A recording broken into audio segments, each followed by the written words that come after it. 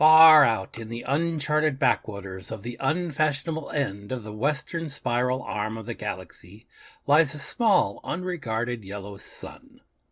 Orbiting this at a distance of roughly 92 million miles is an utterly insignificant little blue-green planet whose ape-descended life forms are so amazingly primitive that two of them still think doing a podcast called Digital Watches are a pretty neat idea is a pretty neat idea. These podcasters have, or rather had, a problem, which was this. Actually, this is the solution.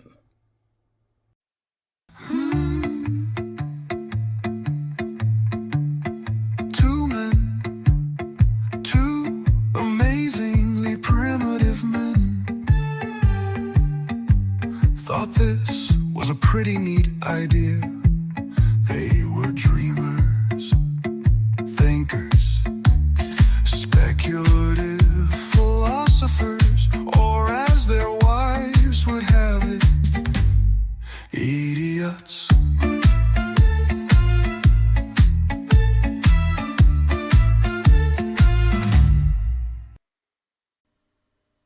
Hey, Brian, what's this? Hey, Jeff. Well, this is a momentous occasion. Momentous? How so? Well, technically, it's the penultimate attempt for us to finalize the comic book series. Why do you call this the penultimate? Well, from our previous discussions, offline, that is, we have some bonus comic book material after this one, but this is the 9th issue of Dirk Gently's Holistic Detective Agency, The Salmon of Doubt, by IDW. Yes. I don't know when we're going to get to that bonus material. I don't know if it's going to be its own. It's not going to be this month. We're not going to cram in one more this month. Yep. I don't know if it's going to be a bonus in another month or if it'll just be a standalone. Everything's kind of up in the air. Right. So how did you like the intro music? Oh, man, the intro was fantastic. Well, I'm glad you liked it because that's what our theme song is going to be from now on. I think it's great. Couple of reasons I like it is because it's a true collaboration. It is. So I took your concept of the two men, and in one of your songs, it says two men thought it was a pretty neat idea, and instead of it, I changed it to this. And instead of just two men, I decided that they needed to be amazingly primitive men. Well, that pretty much describes us. Absolutely. And then, of course, your favorite line in all of the books about the speculative philosopher idiot, we had to keep that. So, yes, together this one was created, so that's why I like this one a lot. And well, I think it's fantastic. I think it's going to be a great addition. I'll miss the boys, but maybe they'll be back again. Yeah. On occasion. Yes, maybe. Maybe for the Christmas episode because it's got the jingle bells. You got it. I don't know how to put jingle bells on this. Oh my goodness. But when we're talking about this comic, this certainly is an interesting cover. It is. It's got two different Dirks, Yellow Jacket and our normal one. This is, I guess, what they say, meta, referring to yourself. Yes.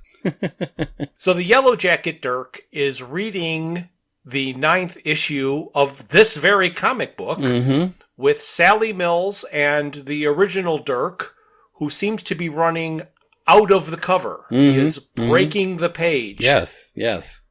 It's quite interesting. And in the background, the Yellow Jacket Dirk seems to be, I don't know, maybe suspended in a static field from the television. So maybe he's with Mr. Computer. Yes, Mr. Pewter. Oh, Mr. Pewter. Yes.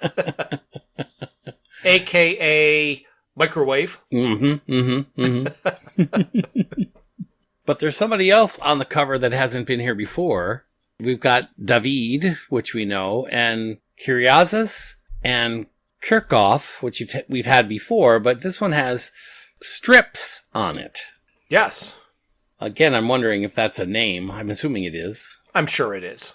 Mm-hmm. Or we have had names of companies. Like sometimes the colorization is done not by a single person, but by an organization or a company. Oh. And strips does kind of sound like it could be a colorizing company, but this is all speculation because we are speculative philosophers. And we're probably wrong, therefore idiots. Well, that's how idiots come into it, so. Right. Oh my gosh. There is a subtitle on the cover here. It says Great Escapes. Yes, which he is escaping off the cover. So, let's go to the previously on page. This is interesting. It's the first time it's not a panel from a previous comic. The final panel. Yes, it is interesting to have a panel I've never seen before, and it is kind of a creepy looking panel at that. It absolutely is. But we'll get to that in just a second. I'm going to read through the yellow boxes. That is the way they summarize the 8 previous comics. I wanted to use Reg's time machine to investigate my childhood, but Sally was transported to an alternate timeline and met rowdy people, 3 or 4, whilst I met a sister and brother afflicted with pararibulitis. So I called in Other Dirk, then was reunited with Sally, only to run into an unbrained sergeant named Friedkin. But we escaped to the room between worlds and witnessed an Alaskan salmon run. That's when I knew it was time to find Other Dirk again.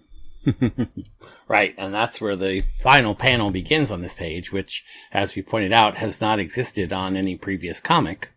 Correct.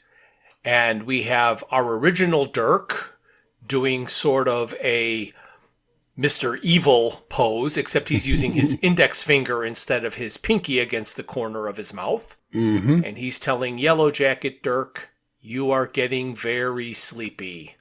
Don't worry, I'm pretty good at this hypnosis stuff. Once you're under, we are going to have such a fascinating chat." And Yellow Jacket Dirk responds, "Who are you? Are you my nemesis? I always suspected I had a nemesis." "Ha! Thor, I've got a nemesis too. And I bet he's not my brother. Are you my brother?" And then he yells, "Help! Help!" Yes. He is actually, you can barely see it on the bottom edge of the page here, but he does seem to have a rope wrapped around him. Yes, he does appear that he is tied up. You can see one little strand. I know, it's hardly able to tell that, it's weird. Strange how this is interjected into this page, unlike all the previous sleaze. So we will go to page 2 for our Dramatis Personae. All right, they're not going to introduce anybody new in the last issue, so we have our 2 different Dirks, our Sally and our Farah, and our Todd and our Dorian, the Rowdy 3, Riggins and Friedkin, Kimberly and Peasbottom, Isaac Newton, Reg the Professor, and of course, Bernice. We'd almost forgotten about poor Bernice, hadn't we? We have.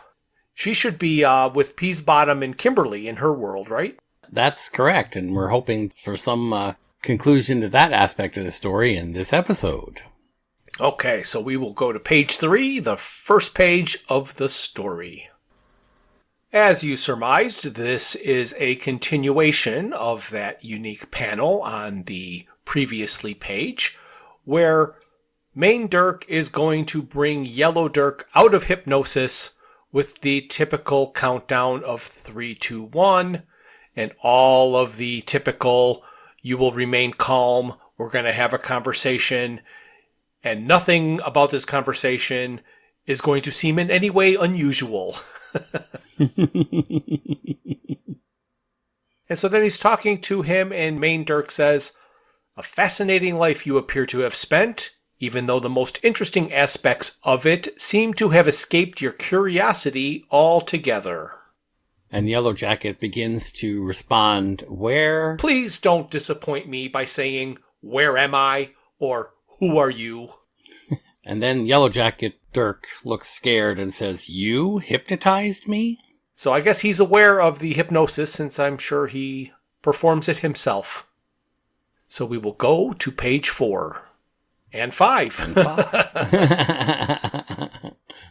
In true Douglas Adams fashion, this issue has a contradiction. Like you mentioned, the cover says it has a subtitle, Great Escapes. Mm-hmm. But on this title page, it says Salmon of Doubt, Chapter 9, New Horizons. Right, exactly. I noticed that. I didn't bring it up. Yeah. So in response to Yellow Jacket saying, "You hypnotized me," original Dirk or classic Dirk or traditional Dirk says, "Well, yes, that much is obvious." Mm-hmm. And then Yellow Jacket Dirk responds, "Wait, I've heard your voice before. I'm hearing your voice right now because it's my voice too." So now they expect us to believe that they speak the same. And Main Dirk says, "I do owe you an apology, or at least an explanation for my actions." And he talks about how kidnapping yourself can't be a crime, or else everybody would be guilty of it every time they took themselves to bed. And then he says something here that doesn't make sense to Yellow Jacket Dirk. He says, "But I needed to know." And then he offers him some tea. Right. So in the bottom 3 panels, Yellow Jacket Dirk first says, "I demand that I untie me at once." And then regular Dirk says, "Advice from someone who has had some experience with alternate dimensions? Stick to normal grammar." Just like the, what was that book of time travel grammar that was blank at the end? Yeah. Exactly. And, of course, in the bottom panel, Yellow Jacket Dirk's rubbing his arms and says, "Thank you, that's good advice. I will, I think, have a little tea after all." Wait, you needed to know what? Yes. So, I guess we're not going to find out on page 6. No, we're not. We are Hey! not. I know their formula. Oh, I just love this. I have to respond immediately and say, now, not only is the castle on a high hill, it's suspended on an almost impossible cliff and only reachable through what looks like a precarious bridge. Yes. With the moon setting behind it. It's quite fabulous. Yes, absolutely. So apparently, while Yellow Jacket Dirk was under hypnosis, Dirk had him tell him his entire life story from early childhood on. Okay, that makes sense. And Dirk has learned that their very early childhood memories are identical. Absent fathers, raised by eccentric English mothers, in a poorer end of Transylvania. But at 11, their memories diverge. The main Dirk talking says, "I was sent to a perfectly unremarkable British boarding school where the scariest thing was the absent-minded headmaster, Tony the Terrible." And he does look terrible in that picture. Yes. Looks like he's got a broken jaw. He does. And then he says, "You, on the other hand." So we will go to page 7. So the image is confusing. We start off with a couple of inset panels, but the main panel has a picture of what we assume is Blackwing. And it's pretty obvious that it's Blackwing because, those upper floors, you can see the Rowdy Three. And then you've got all of the other characters from the TV show, and you've got armed guards and mechanical devices to control Moira, I think her name was. But on the other half of the building, which is clearly part of the building, razor wire is on the top of the roof, but implanted on the roof is what looks like the treehouse from original Dirk's visions when he was a young boy. Right. And then on the second floor, there's some horses, which seems totally obscure. And on the bottom 2 floors, there's a bathroom, and just above it looks like I don't know, a robot or something that seems to be on the floor. I have no idea what that is. But the only thing that to me can make sense is what he's trying to do, which doesn't really work in the timeline, is that they talked about having identical memories. So if they both had the same treehouse, like the same treehouse that was in Dirk's yard in England was on the roof of Blackwing, so they could both remember the same treehouse, even though it was two different treehouses. So another interesting thing about this page is that rather than having word balloons, because the characters aren't in it, traditional Dirk is talking to Yellow Jacket Dirk, so Yellow Jacket Dirk has these bright yellow boxes, and that's his dialogue, and traditional Dirk has the lighter yellow boxes. Right. So we're just going to read this, and Brian is going to be Yellow Jacket Dirk, and I'm going to be traditional Dirk, and this way we don't have to say, and then Dirk said, and then Dirk said, and then Dirk said, and then Dirk said. There you go. Mother sent me to Blackwing. Mother was scared of me, thought there was something wrong with me. One day, a man called Riggins showed up, said he could fix me, said it was for the best, and she believed him. For a while, I did too. You appear to have found in Blackwing something I've never had. 24-hour armed guards on my bedroom door? Other people like us. People who don't quite work like everybody else. Who exist in, shall we say, a special relationship with the universe. There were others. Some I maybe even thought were my friends. But then one day we were blasted into the world like monkeys from a cannon, and I've not seen them since. Is it better to think you're the only one of your kind, or to meet others like you, only to be forever separated from them? That's a bit of a, is it better to be poked in the eye or punched in the mouth type of question, isn't it? Then, around the time I was figuring out how not to be bullied behind the bike sheds, you escaped, and somehow, here's where the intersecting time stream stuff becomes a little funky, you met Sally. The lovely English lady? I never figured out what she was doing in Blackwing. She gave me some excellent fashion advice. Do you know her? Not as well as she deserves. So we will go to page 8. And 9. And 9, yes. More words on this page than drawing. Mm-hmm.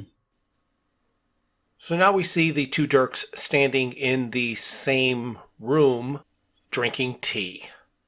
And the dialogue goes on, but basically, in summary, you could just say they whine to each other about their lives. Yeah, that about sums it up. But it does solve the mystery of the horse. It does solve the mystery of the horse. And basically, the horse was that Yellow Jacket Dirk was down to his last 10 euros, had a hunch about a horse, decided to put his $10 on it because he needed money, and the horse died of a heart attack. So he has completely learned, as our traditional Dirk has, that his intuitions do not help him, so he decided to help others. And Dirk said that he's met some people that could be his team, and he's going to be on a big, epic case. And he said, if you don't all die along the way, from which I've seen is a real possibility, he's going to have a nice time. Yeah, exactly. Oh my gosh, how confusing. I mean, the entire page is quite literally a bubble of text. Yes, it's very typical of what Douglas Adams did, which is very, very little confuse for the majority of the story, and then all of a sudden on one page just throws everything at you. So we will go to page 10. Back in Hoboken. Well, now wait a minute. They've never been to Hoboken before. It's not back. It says, meanwhile, in Hoboken, New Jersey. I think you could sum up this whole page with one word. Whoop! Yeah.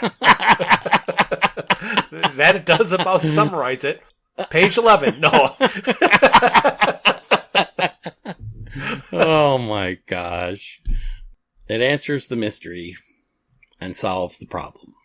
So in Hoboken, Reg and Isaac Newton are looking for Bernice.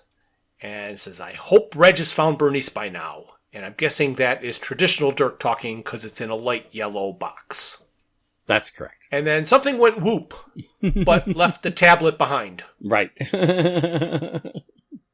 And the whoop is a conglomeration of Reg, Isaac, looks like about 12 or 14 cats, and, of course, our little friend, Kimberly.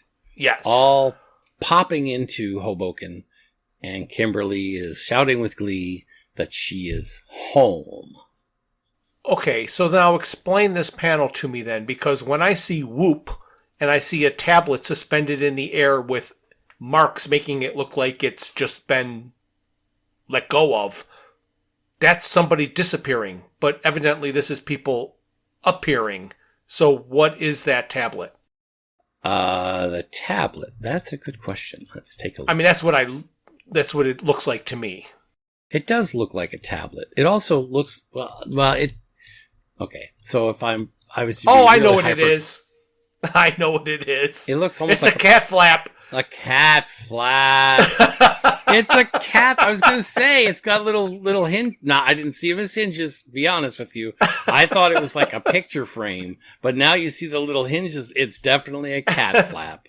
That's so a cat flap came into existence, and then they all fell through the cat flap. Right, and you can see, you're right, because if you look at the middle panel, there on the top of the screen is the large cat flap flapped open. Yes. And the electric streams of light have flashed where all the cats and bodies and people all flop through onto the ground. Yes. The bottom panel is our three folks. Reg, who actually is enticing Bernice into his hands. Mm-hmm. Isaac is inquiring as to whether or not Kimberly can find her way home. Kimberly saying that she is a free-range kid, and that's how she got lost in the first place. Right. But she has confidence that she can return. So, page 11. The term free range in no way, shape, or form is equivalent to early 60s sitcoms. Okay. You think it is? You think it's the equivalent? No. I'm not sure. Okay, so what have I missed? Obviously, you've seen something that I missed. I know not of this free range of which you speak. Oh, okay. Yes, Kimberly called herself a free range kid, and Isaac Newton couldn't. I see. So it's just a phrasing that Isaac uses. I gotcha. And so Isaac could not figure out what free range means.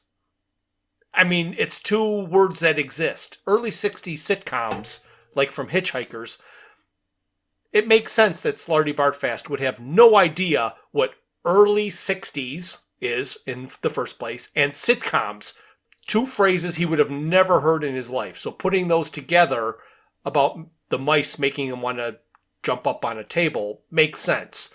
Right. But Kimberly saying she's a free-range kid, and Isaac Newton going, I know not of this free range of which you speak. Like, free range, I mean, I thought you're an intelligent guy. Use context and figure it out. So Isaac is also wondering if they should accompany Princess Kimberly home, as she just bolts out of there saying, bye, thanks for the lift, going home now. And Reg attempts to sum up his story in the next panel. Yes. He says, thanks to Izzy for your invaluable contributions to this quest. And now let me return you to your study, get Bernice back home, and retire to my own to await Dirk.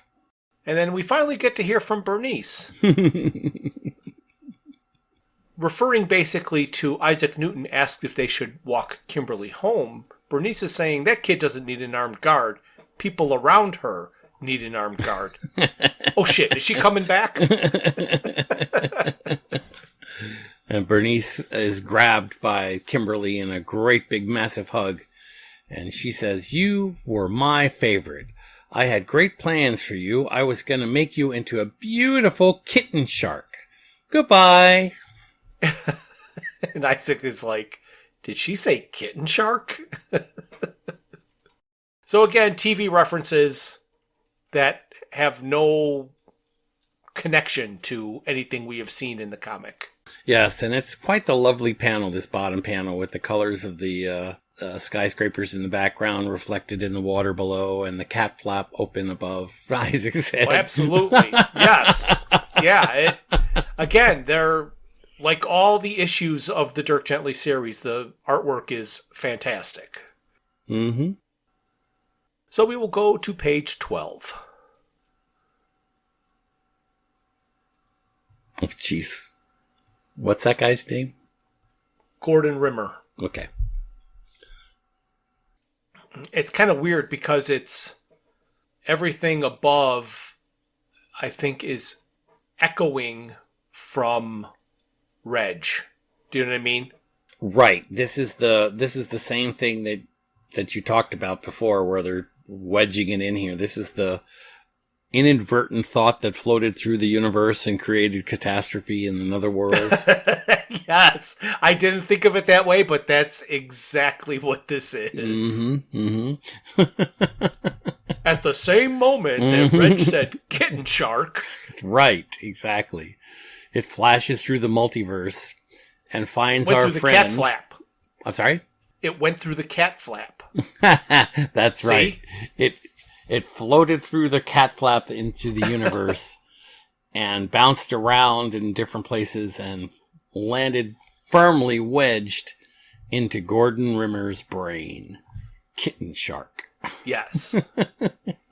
Which he thought was a fantastic idea. Oh my god. And Sally thinks the cat is weird, but is glad Bernice is back. Right. So we will go to page 13. So the two Dirks are together, and Yellow Jacket Dirk is saying that he's better at this than he is, and maybe they should team up.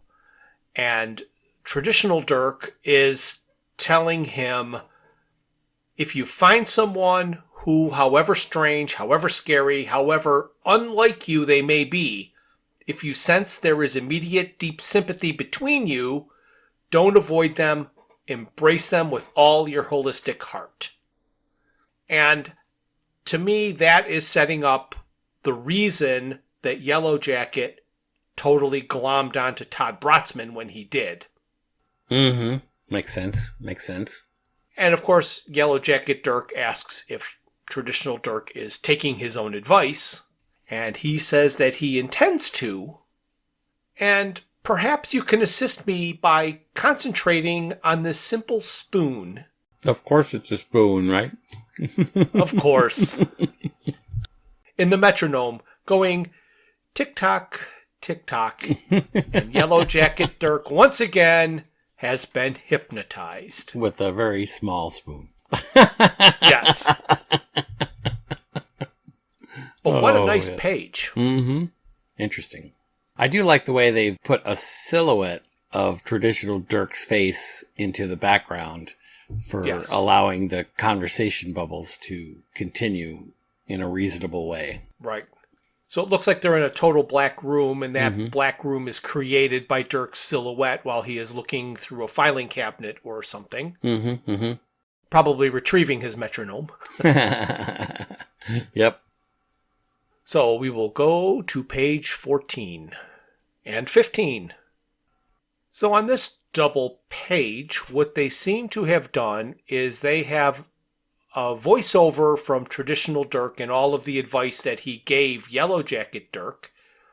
and in 7 panels, completely summarized the entire first season of the Dirk Gently TV show. Well, that's it, exactly. As they sit in the bottom panel around a completed meal, and they're toasting each other's success. So they have Dirk climbing in Todd's window at the beginning, and then, like you said, sitting around the diner at the end. Mm-hmm. And in the middle, you got Todd with the furry jacket, and you've got Bart trying to kill Dirk Gently, and you've got Farrah saying that she's not going to be part of his team, and you've got, right in the middle, the scene of Bart when she first meets the tech guy that was hacking into the power grid. I don't remember his name. And he's running away saying, "Help me!" I do like the picture of Bart, though. Yes. You know, it's got some Harley Quinn echoes, too. I was just going to say that. Another of my favorite characters, I guess. All drawn rather well, but it is funny that they wrap up the entire story in 2 pages. Yes. So on to page 16. There's Reg's horse. Yeah. Okay, well, we're done with 16. We can move on now. Yeah. 3 panels of Reg sleeping in a chair while a horse walks in and says nay, and then stomps on the floor a couple of times, it looks like. Whatever vavoom, vavoom, vavoom means. I'm suspecting that it might mean the return of Dirk to Reg's office. Oh, that could be. He's reappearing in the bathroom. Maybe. We'll see when we get to the next page. With Sally? Yep. All right. So we will go to page 17. You were right. You are correct. Coming out of the toilet. Oh my gosh. Dirk and Sally and Bernice flying up out of the toilet. Dirk saying, "Home again." And Sally swears he only does the toilet thing because he doesn't like you. And we have a little bit of a panel in here where our friend Pooter responds that he likes everyone. "Thank you, Mills Sally Mills. You have discharged what was needed admirably. Each Dirk is in his place, and all is well with the world.